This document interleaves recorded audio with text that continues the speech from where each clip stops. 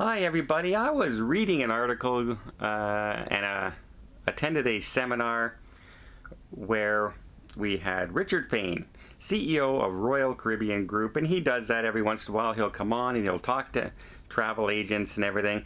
But on this one, he in particular was pushing travel agents to start selling again, and I have some thoughts.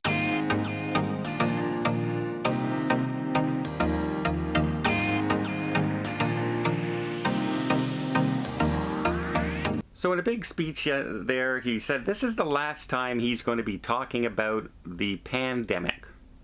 Because going forward, he says it's time to start talking about this as an endemic. We are no longer looking to the past. We are no longer treating this as the scary, scary disease. We now know how to control it. We now have things to fight it. We should be looking forward at how to, live with it and control it and get rid of it. It should be an endemic now, especially in the developing worlds. And I said, you know what? I kind of agree with that statement, right? We now are at a point, especially in some countries, where almost everybody's vaccinated, and the deaths have gone way, way down. Hospitalizations have gone way, way down, and it's time to start living with it and going back to normal more than being afraid of it and hiding in our basements like we've been doing for 18 months. I agree with that. But then he also went on and started to talk about travel agents. And I'm a travel agent, whether I want to be or not, in some days. How'd you like to work 18 months for free and never have been busier? That's travel agents with all the cancellations and things that went on during this pandemic, and still going on with cruises being canceled and ships being changed, etc., etc. But he started saying that, our website are getting more and more hits every day.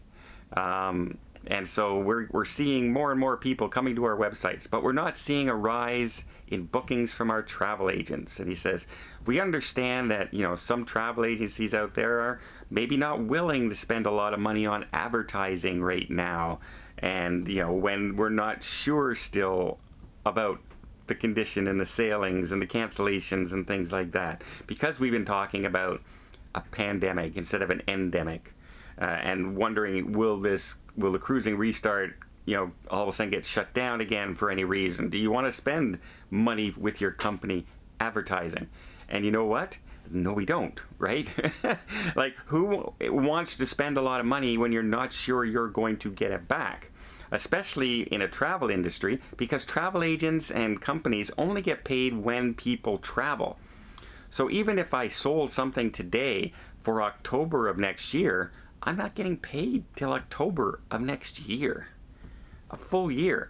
But if I have to spend, $2,000, $3,000, $4,000, $5,000 to advertise something for next October what happens if there's another surge and they change the ship and then I end up losing all those sales on that ship? So I can see where that's going. But he also has to take into consideration some other things that have happened.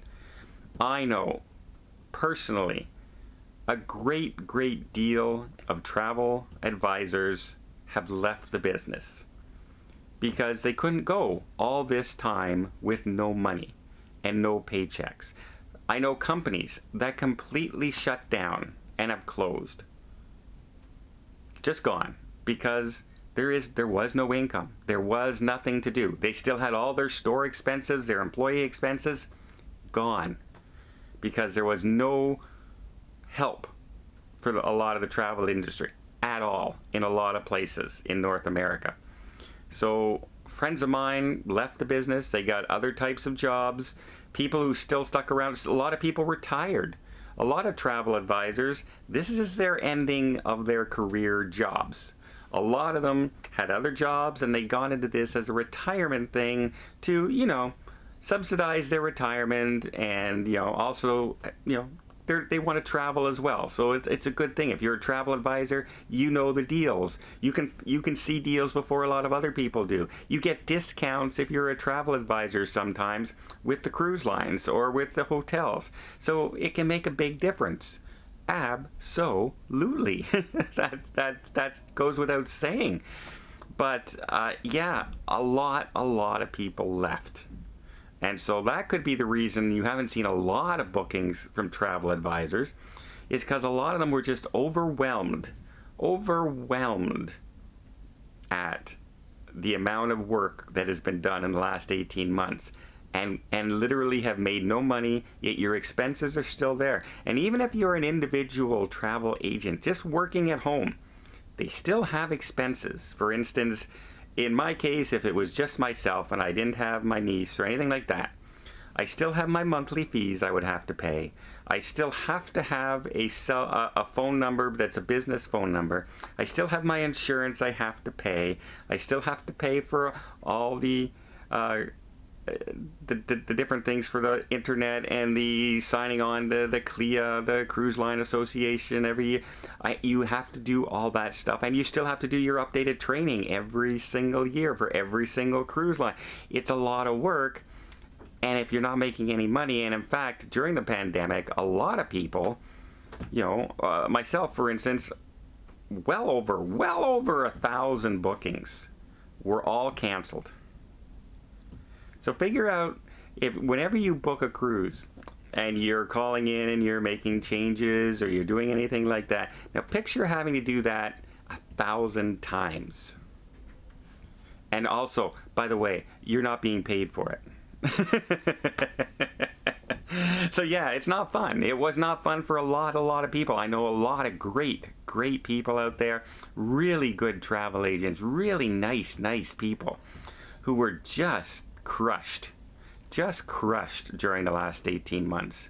And they've moved on, or they've just given up and don't want to do this anymore. And I can say I can't blame them. It has been rough. I'm lucky that I had other income sources. Otherwise, I would not be a travel agent neither. It's very, very discouraging to be in the travel industry right now. Well, at least it was. At least right now you're seeing signs of hope, of things going on. And I completely agree with the CEO of Royal Caribbean when they say, you know what, we should be talking about an endemic now, not a pandemic. And he even mentioned starting to ease restrictions and things like that, and he mentioned masks.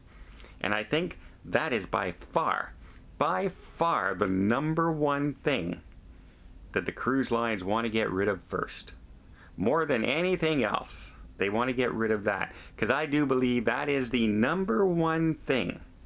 More than testing, more than social distancing, more than lack of entertainment and things like that more than anything, I believe it is wearing a mask on a cruise is the one thing that's holding back people from going in the majority of cases. So yeah, Richard Fain, I agree with you in some cases, but in the other case of, well, you know what, the travel agents aren't drumming up business and everything, well, it could be because there aren't many of us left. And those of us who are left got very, very crushed by this pandemic.